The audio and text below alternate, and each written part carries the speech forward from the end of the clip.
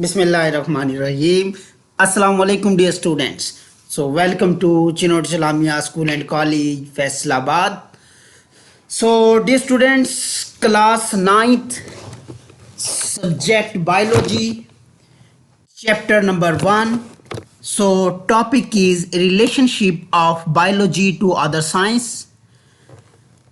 Dear students, आज के lecture में हम डिस्कस करने जा रहे हैं कि साइंस के साथ बायोलॉजी का या बायोलॉजी का साइंस के साथ दूसरे साइंस मज़ामीन के साथ क्या ताल्लुक़ है। सबसे पहले relationship of biology to other science. So the interrelationship among different branches of science can not be denied. Science के साथ साइंस की मुख्तलिफ ब्रांचेस का आपस में जो ताल्लुक़ है इससे हम जुटला नहीं सकते, यानी ऐसा नहीं कह सकते कि इनका आपस में कोई ताल्लुक़ नहीं है किसी ब्रांच का। सादा सी मिसाल, हमने साइंस पढ़ी 8 क्लास में। 8 क्लास में साइंस पढ़ने के बाद हम क्लास 9th में हुए तो हमें डिफरेंट बुक्स मिली, फिज़िक्स मिल गई, केमिस्ट्री मिल गई, बायोलॉजी मिल गई। अब बेसिकली था क्या हुआ ये कि हमारे पास बेसिकली तो साइंस ही थी, मगर साइंस से क्या हुआ, आगे डिफरेंट ब्रांचेस हमारे सामने आ गई। केमिस्ट्री आ गई, बायो आ गई, फिजिक्स आ गई और डिफरेंट ब्रांचेस आ गई, बायोकेमिस्ट्री आ गई। सो आज हम देखते हैं कि दूसरी ब्रांचेस का क्या साइंस के साथ रिलेशनशिप है या इन मुख्तलिफ ब्रांचेस का आपस में रिलेशनशिप है। आज के लेक्चर में हमने ये देखना है। सादा सी मिसाल है कि एक माँ है, उसके 3 बच्चे हैं। अब 3 बच्चे जो हैं, जो फिजिक्स, केमिस्ट्री, बायो, ये 3 जो बच्चे हैं ये हैं तो एक दूसरे से देखने में डिफरेंट। आमतौर पे देखें 3 बच्चे होते हैं किसी माँ के, वो देखने में तो डिफरेंट होते हैं, मगर कोई ना कोई उनके आपस में एक रिलेशनशिप ज़रूर होता है। कहीं ना कहीं उनमें कोई चीज़ें बिल्कुल जो होती हैं मिलती जुलती होती हैं कोई चीज़ें।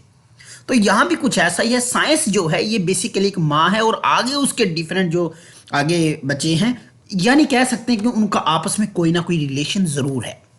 So the biology includes information on various aspects of living things, but these information related to each other. वही बात कि इनका आपस में कोई ना कोई ताल्लुक ज़रूर है। Each branch of science has relationship with all other branches. कि तमाम जो ब्रांचेस का साइंस के साथ और साइंस का दूसरी ब्रांचेस के साथ ज़रूर कोई ना कोई रिलेशनशिप है। यहाँ पे when studying the process of movement in animals में मूवमेंट देखते हैं, the biologist have to refer to the law of motion in the physics.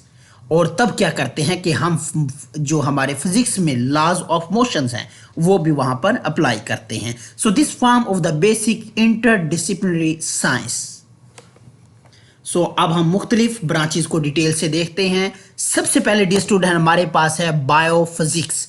अब बायोफिजिक्स का ताल्लुक देखते हैं कि साइंस के साथ क्या है, हमारी बायोलॉजी के साथ क्या है। It deal with the study of principle of biology, principle of physics. Is deal with the study of principle of physics. इसमें क्या करते हैं, हम फिजिक्स के मुख्तलिफ प्रिंसिपल्स को स्टडी करते हैं which are applicable to the biological phenomena. उन प्रिंसिपल्स, फिजिक्स के प्रिंसिपल्स को हम यहाँ पे स्टडी करेंगे जो एप्लीकेबल हैं बायोलॉजिकल फिनोमेना में। इसकी सादा सी मिसाल कहता है कि for example this is a similarities between the working principle of lever. ये लीवर वो लीवर नहीं है जिगर वाला, LEVER लीवर। ये आप लोगों ने फिजिक्स में पढ़ा होगा, लीवर और उसकी डिफरेंट टाइप्स पढ़ी होंगी आप लोगों ने। So there is a similarities between the working principle of levers in the physics.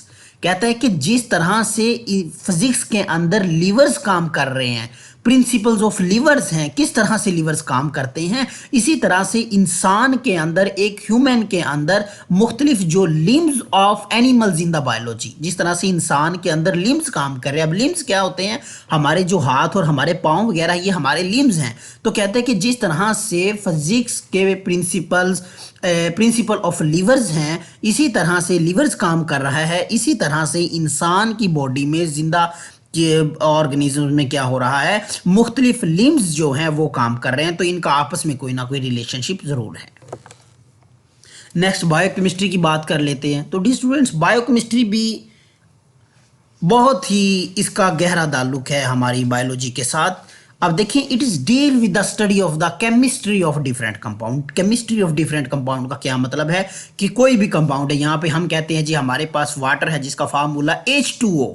H2O की प्रॉपर्टीज देखना, उसका कलर देखना, उसकी फ्रीजिंग पॉइंट देखना, बॉइलिंग पॉइंट देखना, उसके स्ट्रक्चर को देखना, उसकी डिफरेंट प्रॉपर्टीज को देखना, ये क्या है, उसकी केमिस्ट्री है वाटर की। सो मुख्तलिफ कंपाउंड की जो केमिस्ट्री देखते हैं कि उन कंपाउंड्स की केमिकल कंपोजिशन क्या है, कैसे रिएक्शन करते हैं, क्या उनका कलर है, फ्रीजिंग पॉइंट क्या है, बॉइलिंग पॉइंट क्या है, तो इसको कहते हैं केमिस्ट्री ऑफ कंपाउंड। यानी कि बायोकेमिस्ट्री वो ब्रांच है जिसमें हम केमिस्ट्री कंपाउंड की चेक करते हैं कि कंपाउंड की केमिस्ट्री कैसी है, and process occurring in living organism. और बायोलॉजी जो मुख्तलिफ किस्म के जो प्रोसेस हैं जो लिविंग ऑर्गेनिज्म के अंदर हो रहे हैं उनको हम स्टडी करते हैं, इसको बायोकेमिस्ट्री कहते हैं। आप लोग आगे भी पढ़ेंगे, बायोकेमिस्ट्री पढ़ेंगे। अब केमिस्ट्री में भी आप ये पूरा चैप्टर पढ़ेंगे बायोकेमिस्ट्री का, जिसमें आप मुख्तलिफ कंपाउंड्स को आप डिस्कस करेंगे। बेसिक कंपाउंड हमारी बॉडी में मौजूद होते हैं मुख्तलिफ किस्म के ख़ास, जिसमें आप पढ़ेंगे प्रोटीन्स के बारे में पढ़ेंगे, फैट्स के बारे में पढ़ेंगे, कार्बोहाइड्रेट्स के बारे में पढ़ेंगे, जो हमारी बॉडी में मौजूद होते हैं और मुख्तलिफ केमिकल रिएक्शन में हिस्सा ले रहे होते हैं। सो इसकी एग्जाम्पल वही है कि the study of the basic metabolism of photosynthesis. तो सादा सी मिसाल बायोकेमिस्ट्री की अगर लें तो जैसा कि फोटोसिंथेसिस का प्रोसेस हो रहा है और इसी तरह से रेस्पिरेशन का जो प्रोसेस हो रहा है, involve the knowledge of chemistry, इसमें भी केमिस्ट्री का नॉलेज इस्तेमाल होता है। जिस तरह से आप लोग देखते हैं कि इक्वेशन बनती है, फोटोसिंथेसिस में क्या होता है, कार्बन डाइऑक्साइड है, वाटर है, वहाँ पे सनलाइट आ रही है, क्लोरोफिल है और उसका रिएक्शन होता है, प्रोडक्ट बनती है। सो हम कह सकते हैं कि मुख्तलिफ किस्म के जो कंपाउंड हैं उन कंपाउंड और जो प्रोसेस हो रहे हैं, यानी वो क्या कर रहे हैं कि वो बायोकेमिस्ट्री इनकी स्टडी है और इसका भी बायोलॉजी के साथ ताल्लुक है। Next is biomathematics. बायो का मतलब लाइफ होता है और मैट्री को अगर पढ़े, बायोमेट्री को कहें तो मैट्री हम मेजरमेंट्स को कहते हैं।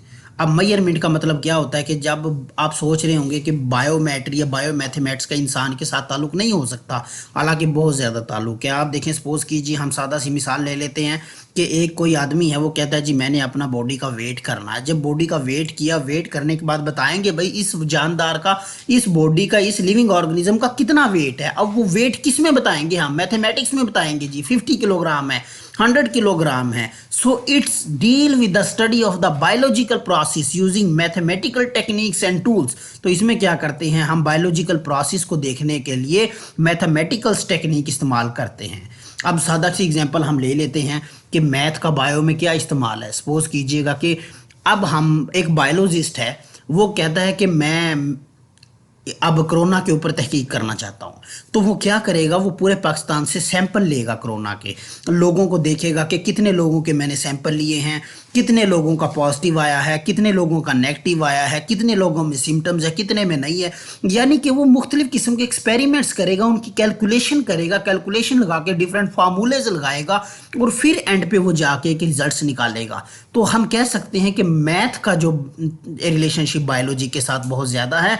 जितनी भी हमारी हायर लेवल पे रिसर्च हो रही है वहाँ पे मैथमेटिक्स बहुत ज़्यादा इन्वॉल्व है बायोलॉजी के अंदर। So for example, to analyze the data gathered after experiment work, biologists have to apply the rules of mathematics। वही बात कि बायोलॉजिस्ट क्या करते हैं, मैथमेटिक्स के मुख्तलिफ किस्म के रूल्स लगाते हैं, तो अपनी जो कैलकुलेशन के लिए मुख्तलिफ किस्म के रिजल्ट फाइंड आउट करने के लिए वो बायो के अंदर मैथमेटिक्स को इस्तेमाल करते हैं। तो हम ये कह सकते हैं कि मैथमेटिक्स का भी बायोलॉजी के साथ बहुत ज़्यादा गहरा रिलेशनशिप है। Next, biogeography. डी स्टूडेंट्स, यहाँ पे तीन चीज़ें हैं, तीन वर्ड है। बायो का मतलब लाइफ होता है, जियो का मतलब हमारी अर्थ है, ग्राफी का मतलब है ग्राफिकल रिप्रेजेंटेशन। अब यहाँ पे हम कहेंगे कि it deal with the study of अक्रंस and distribution of different species of living organism in different geographical region of the world. अब हम यहाँ पे क्या स्टडी करेंगे कि यहाँ पे हमने स्टडी करना है कि जानदारों की अक्रंस और उनकी तकसीम क्या है जियोग्राफिकल रीजन्स के अंदर, के कौन कौन से जानदार कौन कौन से इलाकों में कितने रहते हैं, कौन से इलाकों में कौन से जानदारों की तादाद ज़्यादा है, कौन से कम है, उनको हम अर्थ के ऊपर देखेंगे, अर्थ के ऊपर स्टडी करेंगे देखेंगे, किसको स्टडी करेंगे, लाइफ को स्टडी करेंगे, कैसे स्टडी करेंगे, हम ग्राफ के जरिए उसको रिप्रेजेंट करेंगे। ये जो हमारे पास स्टडी है इसको बायोजियोग्राफी कहते हैं। It's deal with the study of the occurrence and distribution of different species of living organism in different geographical world. इसकी अगर एग्जांपल हम देखने की कोशिश करें तो वही है, it's apply to the knowledge of the characteristics of particular geographical region to determine the characteristics of living organism found there. अब हम देखेंगे कि मुख्तलिफ इलाकों में मुख्तलिफ जानदार हैं, हम उनके मुख्तलिफ खसूसियात को देखेंगे, वहाँ पर उनको देखेंगे कि उनकी क्या क्या खसूसियात हैं। तो उन तमाम चीज़ों को जब हम ग्राफिकली रिप्रेजेंट करेंगे तो ये हमारे पास आ जाएगा बायोजियोग्राफी। तो हम कह सकते हैं कि जियोग्राफी भी हमारे बायोलॉजी के साथ, बायोजियोग्राफी का भी बायो के साथ एक गहरा ताल्लुक है। So next one is bio economics.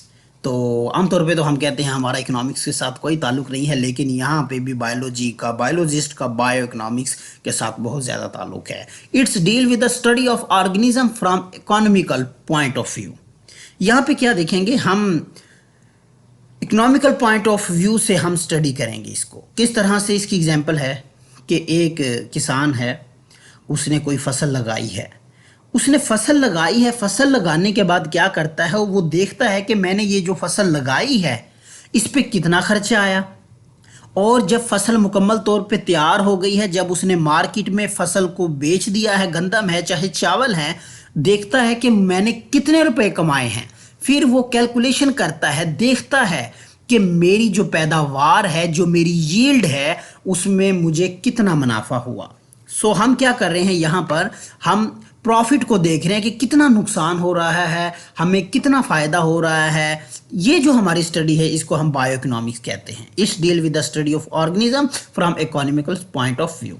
For example, the cost value and profit value of the yield of wheat can be calculated through the bioeconomics and benefit or loss can be determined। हम ये find out कर सकते हैं कि मैंने जी इतने रुपए हमने किसी भी फसल के लिए खर्च किया, ये मेरी फसल इतने मंथ में तैयार हुई, इस पे मेरे अखराजात ये आए, लास्ट में मुझे कितना फ़ायदा मिला, बिजनेस में कितना नुकसान बना। और ये जो सारी चीज़ें हैं इसमें हमारे पास जो बायो की जो ब्रांच है, जो हम कह सकते हैं जो एक मेन ब्रांच है जिसको बायो इकोनॉमिक्स कहते हैं, इसका भी बायो के साथ ताल्लुक है। और इसी तरह से ना सिर्फ पौधों में बल्कि जानवरों में भी हम कह सकते हैं कि मैंने कोई जानवर खरीदे, उनको मैंने परवरिश करने के बाद उनकी देखभाल की, उन पे अखराजात लगाने होने के बाद जब वो बड़े हो गए, जब ठीक है, तो मैंने उनको मार्केट में सेल किया, उनको बेच दिया, बेचने के बाद मुझे क्या प्रॉफिट हुआ, वो सारी चीज़ों को जब कैलकुलेट करता है, प्रॉफिट को, लॉस को, सारी चीज़ों को, तो वो हमारे पास डियर स्टूडेंट्स बायो इकोनॉमिक्स आ जाती हैं। तो डियर स्टूडेंट्स ये मुख्तलिफ किस्म की ब्रांचेस थी जो आज के लेक्चर में हमने डिस्कस की। आज के लेक्चर में हमने देखा कि बायोलॉजी है, सिर्फ बायोलॉजी ही नहीं बल्कि बायोलॉजी का इल्म बहुत वसी है, और बायोलॉजी का जो रिलेशनशिप है दूसरी ब्रांचेस के साथ ज़रूर कहीं ना कहीं आपको रिलेशनशिप देखने को ज़रूर मिलता है। तो आज के लेक्चर के हवाले से किसी किस्म का भी कोई क्वेश्चन होगा तो आप कमेंट सेक्शन में जाके क्वेश्चन कर सकते हैं। आखिर में मैं दुआ गो हूँ कि अल्लाह ताला मेरा और आपका हामी और नासिर हो। अस्सलामु अलैकुम व रहमतुल्लाह।